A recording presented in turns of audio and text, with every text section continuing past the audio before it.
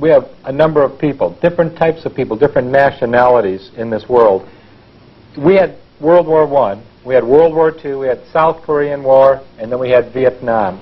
Should we have fought any of those wars, Eustace Mullins? Was there a real reason? And what was the end result of us being involved in, say, World War I and World War II?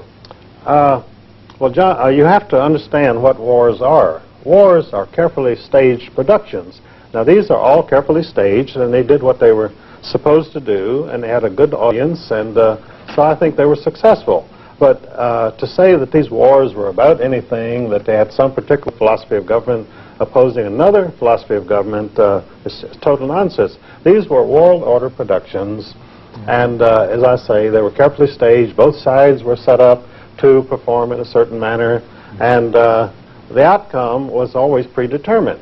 In other words, you were looking at a staged production which you had already seen many times, a sort of a soap opera, and you knew how it was going to come out before it even started.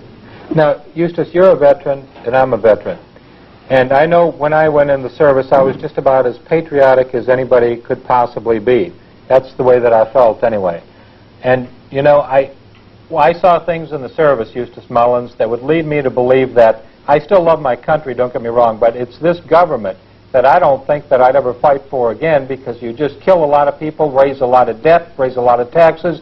I come back, the people are far worse off than they ever were before, and we seem to be enslaving ourselves. Is this true, or am I imagining things? Oh, you're not imagining anything. In fact, I was in the Air Force during World War II, and I can't say that we were very patriotic, because during our basic training down here at Miami Beach, we were marching along, drilling in the morning, and we were singing to cadence, and we would sing, I hate wall, Eleanor hates wall, my dog Paula hates wall. And all we did was make fun of these phonies in Washington, you see. So I can't say that we were that patriotic. And over in England, whenever Winston Churchill came on, Evelyn Waugh, one of the most famous English novelists, pointed out in his memoirs that whenever Winston Churchill came on the radio while they were sitting around in their officers' club with one of his great speeches, they would sit around, they would laugh themselves to tears at this old drunk, you see.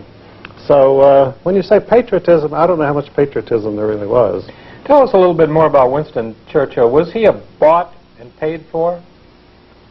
Yes, Winston Churchill at times spoke out against communism. You know, he was a son of a syphilitic named Randolph Churchill, but whether apparently he didn't inherit the taint, but anyway, he was always a little goofy, and he was really a drunk. If he didn't have his 2 quarts of whiskey a day, he really didn't know where he was.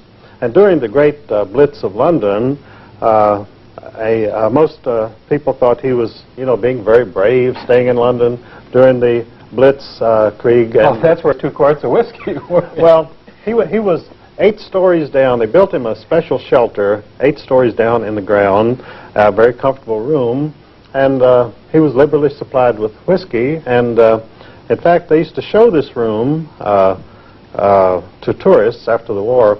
But a historian named David Irving did a new biography of Winston Churchill, and he was an establishment historian. He was published by Macmillan, which is owned by the Rothschilds, and so he sent this new biography of Churchill to the offices of Macmillan, in which he went in at some length about how this old drunk slept out the war in this special room underneath London.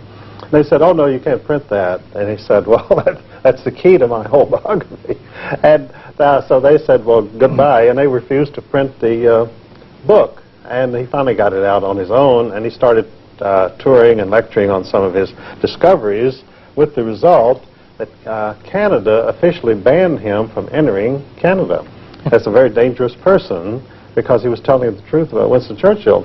And they have riots when he speaks, you know, and it's all very exciting. We're talking with Eustace Mullins today, ladies and gentlemen, and this is the book. It's The World Order and it's about our secret rulers. It's extremely, extremely important that we understand what is happening in America today, because we do have a $4 trillion debt. The nation is on its way down. We've become a third world entity. And we used to be the finest, the strongest, the most industrialized, the #1 nation in the world. And our education system also used to be the very best. We're having severe problems, ladies and gentlemen, and that's why Bobby Lee is here today with Eustace Mullins, one of the patriots and the heroes of the truth and the Jeffersonian philosophy of government. So this is the book that I think that you must have in your possession in order to become educated about the world order.